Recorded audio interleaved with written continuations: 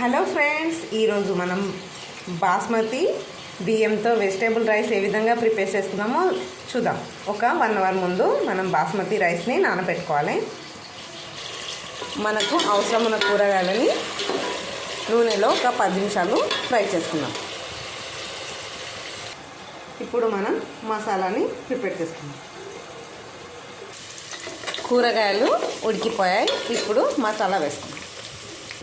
బిర్యానీ మసాలా, అల్లం వెల్లుల్లి పేస్ట్ వేసుకుందాం.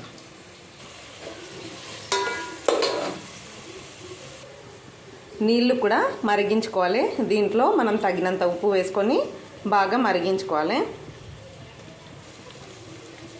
నీళ్ళు వేసుకుందాం. బియ్యం కూడా వేసేసుకుందాం.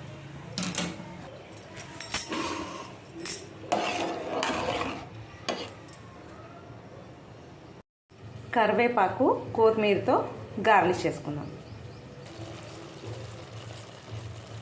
వేడికి కరివేపాకు, కొత్తిమీర మెత్తపడిపోతుంది. వేడిగా వెజిటేబుల్ బిర్యానీ ప్రిపేర్ అయిపోయింది. నేను చేసిన విధానం కనుక నచ్చితే లైక్ చేయండి, షేర్ చేయండి, సబ్స్క్రైబ్ చేయండి. Thank you everyone.